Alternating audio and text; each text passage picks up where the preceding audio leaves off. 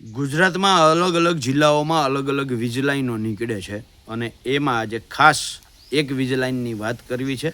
હળવદ વટામણ 765 કેવી અને આ લાઈન પસાર કરે છે Messrs power grid Vataman transmission limited. આ લાઈન પસાર કરવા માટે એ ઇન્ડિયન એક્સપ્રેસ અને રાજસ્થાન પત્રિકામાં 13/4/2024ના રોજ જાહેરાત આપે છે અને એ જાહેરાત પછી 31/1/2025ના રોજ એ નોટિફિકેશન ભારત સરકાર દ્વારા આ નોટિફિકેશન આવે છે, જાહેરનામું આવે છે અને એ મુજબ આ વિસ્તારના ખેડૂતોને કંપની 1/5/2025ના રોજ નોટિસ આપે છે. એવી જ રીતે કલેક્ટર 5/6/2025 અને 11/6/2025ના રોજ નોટિસ આપે છે અને છેલ્લે કલેક્ટર 17/6/2025ના રોજ એના માટે હુકમ કરે છે. આ એની હુકમની કોપી રહી. આ એ હુકમની કોપી છે. તો આમાં તમે પૂછશો કે આમાં નવું શું છે? નવું એ છે કે આ લાઈનમાં ત્યાંના ખેડૂતોનો જે દાવો છે એ મુજબ ત્યાંના એક ધારાસભ્ય શ્રી સુરેન્દ્રનગર જિલ્લાના પ્રકાશભાઈ વરમોરા, જેનું આ કાગળમાં 7 નંબર ઉપર નામ છે અને આ કાગળ જે છે એ જ્યારે કંપનીવાળા ખેડૂતોને નોટિસ આપવા આવ્યા ત્યારે એણે ફોટો પાડેલો છે અને એવો ખેડૂતોનો દાવો છે. અને એ ફોટામાં પ્રકાશભાઈ વરમોરાનું વઢવાણનું ખેતર આવે છે. એની અંદર કેટલા ચોરસ મીટર જગ્યા એમની કપાતમાં જાય છે, એટલે કે કેટલા ચોરસ મીટરમાંથી આ વીજ લાઈન પસાર થશે, એનો કોરિડોર અને એના પોલનું બધી જ વિગત આની અંદર છે.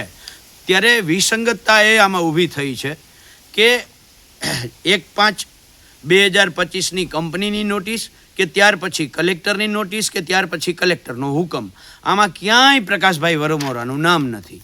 એટલે ત્યાંના ખેડૂતોએ અંદર ઊંડા ઉતરીને અભ્યાસ કર્યો તો ખબર પડી કે એ જ ખેતરનું પ્રકાશભાઈએ તો બિનખેતી કરાવી નાખ્યું છે.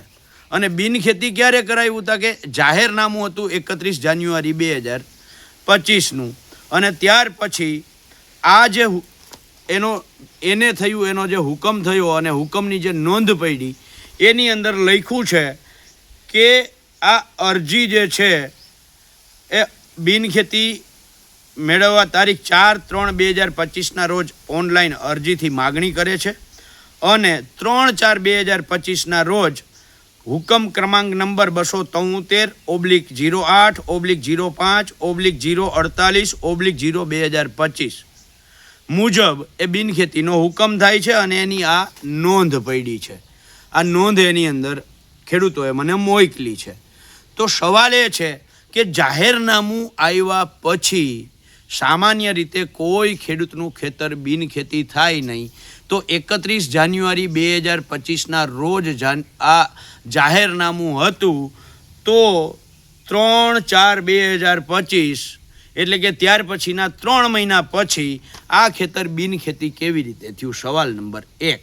સવાલ નંબર 2, આ 3/4/2025ના રોજ જાહેરનામું થયા પછી જે ખેડૂતોને નોટિસ મળી, અલગ અલગ જે કંપનીએ નોટિસો આપી, એ કંપનીએ મેં અગાઉ કહ્યું એમ 1/5/2025ના રોજ કંપનીએ નોટિસ આપી, 5/6 અને 11/6ના રોજ કલેક્ટરે નોટિસ આપી. તો એમાંથી પ્રકાશભાઈ વરમોરાના આ ખેતરના સર્વે નંબર સાથે એમનું આખું ઉડી કેવી રીતે ગયું અને 17/6/2025ના રોજ કલેક્ટરે જે હુકમ કર્યો, આ હુકમ ઉડી કેવી રીતે ગયો, હુકમની અંદર પ્રકાશભાઈનું નામ ઉડી કેવી રીતે ગયું.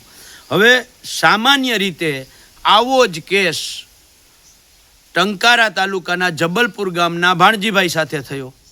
ભાણજીભાઈનું ખેતર જાહેરનામા પહેલાં એનું ખેતર બિનખેતી થઈ ગયેલું હતું, પણ તેમ છતાંય કલેક્ટરની નોટિસમાં એમનું નામ અત્યારે આવે છે. હવે હુકમ શું કરે છે એ જોવાનું છે, પણ ધારાસભ્ય માટે અલગ નિયમો અને ખેડૂતો માટે અલગ નિયમો. આવું શા માટે?